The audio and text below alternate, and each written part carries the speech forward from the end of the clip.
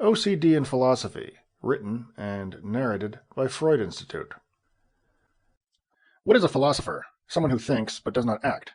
What is an obsessive-compulsive? Someone who obsesses instead of doing. In other words, someone who thinks but does not act. So the philosopher is an obsessive-compulsive, and the obsessive-compulsive is a philosopher. But the obsessive-compulsive does act.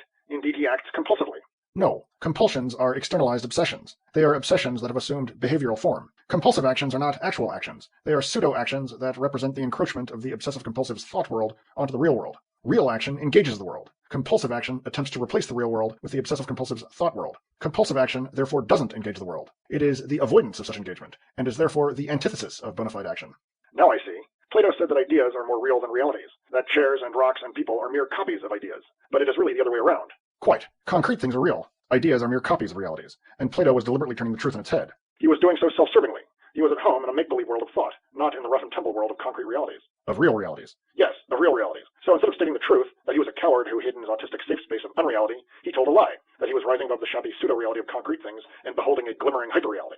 Exactly. And the obsessive-compulsive justifies his retreat from the unsafety of reality into the safety of thought by having contempt for reality. Which contempt is often justified. Yes, but in that context at least, those justifications are serving as rationalizations. As excuses. Right, as excuses to retreat into the sterility of thought. I see. And skepticism. You mean the view that we can't know anything about the external world? Yes, skepticism is just a pathetic attempt to stay in the safety of thought by claiming, incoherently and illogically, that we have no good reason to believe that there's an external world that our mental states accurately reflect. Which absurdity collapses, for all intents and purposes, into the denial of the very existence of the external world. Exactly. So skepticism is just intellectualized autism. Well put. If an autistic person could intellectualize the situation, he would be a skeptic. Right. But what about empiricist philosophers, such as George Berkeley and David Hume? Aren't they attempting to re-engage the world, to break out of the autistic prison of philosophical skepticism? They are attempting to break out of the autistic prison of Platonic hyper-rationalism, and they are attempting to do this by taking as their starting point a seemingly reality-oriented belief that all knowledge is based on the senses. And what's wrong with that? They go too far. By claiming that all knowledge is sense-based, they ipso facto deprive themselves of the ability to legitimately infer that there exists a reality beyond our sense perceptions. I see. Which is why David Hume's empiricism collapses into skepticism. And which is why George Berkeley's empiricism collapses into idealism, this being the view that reality is identical with our perceptions of it.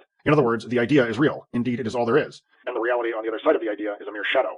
Right. So Berkeley's empiricism, which is supposed to be antithetical to Plato's rationalism, ends up collapsing into a version of Platonic rationalism. Platonic rationalism being the falsehood that the idea is real, and that the thing of which the idea is an idea is a mere shadow. When the truth is the exact opposite. I see.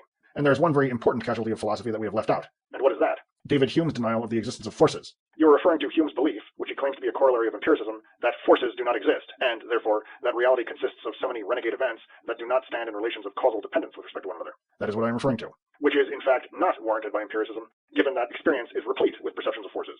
And which is also contraindicated on purely logical grounds. Explain? The very concepts of persistence and of occupancy are causal notions. For a given thing to occupy a place is for it to displace or tend to displace would-be occupants of that space. Sample complete. Ready to continue?